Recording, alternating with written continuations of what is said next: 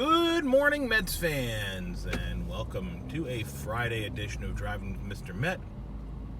I am Mr. Met, and last night, Zack Wheeler made what is likely to be his final start ever as a New York Met. Shows how confident I am in the Mets re-signing him.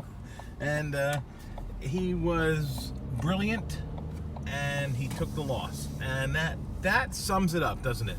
I'm going to talk about last night's game, the split with the Marlins, and prep for the final weekend of 2019 baseball on today's show.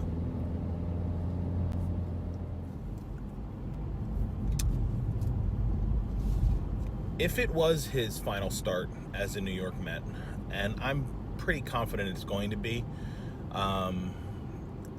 Zack Wheeler looked really good. I mean, he threw 7 spectacular innings of shutout baseball. He drove in the first run of the game for the Mets when Mickey Callaway let him bat for himself with the bases loaded in the bottom of the bottom of the 7th, I think it was, and the Mets would tack on an extra run, and then Zack Wheeler came out for the 8th, and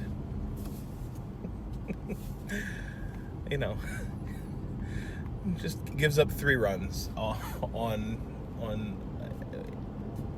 a leadoff single, and then a leadoff double rather, and then a home run, and it just kind of makes me chuckle because Wheeler was so good up to that point. He was the all-star of the game by a landslide, and then the 8th inning happens and it's all shit to bed. So the Mets could not muster any offense last night either, frankly. The young Jordan Yamamoto for the Marlins pitched a nice game, kept the Mets off balance, threw some really good breaking pitches and off-speed pitches, and the Marlins were pesky, and they did what they normally do to the Mets in September. Fortunately, it wasn't a game where, when you lose something like that, you got to be like, God damn, that really is going to hurt the playoffs chances. As we know, the playoffs ain't happening this year for the Mets, but there are still 3 more games to play, and I'm gonna keep watching. I don't know about you guys, but I'm gonna keep watching. Another thing from last night, Pete Alonso records his first ever Golden Sombrero, striking out 4 times in the game. And I don't want to say he's pressing, but he is pressing. I mean, there's really no question about it. He is pressing.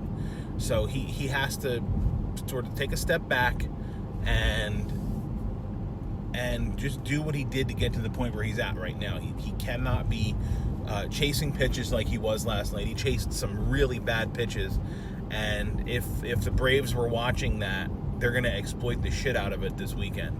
And he's not going to get anything to hit, and that sucks. But he's going to have to be more patient. He's going to have to take walks, and if that's what it ends up being, that's what it ends up being. If he comes 1 home run shy because he didn't chase and strike out 12 times over the next 3 games, that's a good thing. For him to start going after pitches that aren't in the zone and trying his hardest to hit a home run, that's not a recipe for success. So, not much else to really talk about from last night's game. It was kind of a ho-hum game, like a not much going on kind of game, and like I said, I don't really have much to say about it. It just it was what it was. It was a loss, and the Mets are done with the Marlins now, and they have 3 more with the Braves. So that kicks off tonight with his name, Marcus Stroman. Thank you. Couldn't think of his name. Marcus Stroman on the mound for the Mets, and tomorrow Mats, and Sunday Syndergaard. So that'll be it. That'll wrap it up for the season. The Braves do not have a shot at the best record, so that to me is a good indicator that maybe they will not be playing all of their stars, at least not for the whole series. We know that Acuna is going to miss the series. They held him out due to injury. not a major injury, but they want him to sort of rest up before the playoffs start, and that's a smart move on their part because he's such a huge part of their offense and their team. But so no Acuna. I imagine that that Freeman will rest a little bit, that Albies will rest a little bit, that all of the guys will get rest over this weekend. And the same thing with their pitchers. Any of the Braves pitchers, they're not going to go deep in the game. So this is a good thing for the Mets. Maybe they can pull 2 out of 3 from the Braves.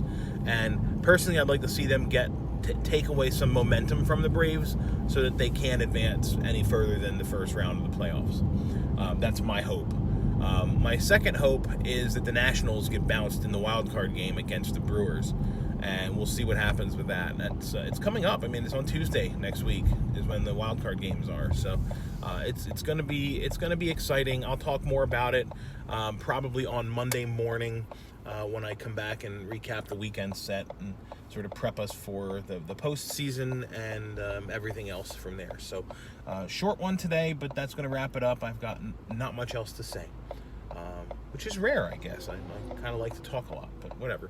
I'll be back on Monday, as I said, to wrap up with the season's final series, talk about the playoffs, and et cetera, et cetera. So until then, thanks for watching. I appreciate it.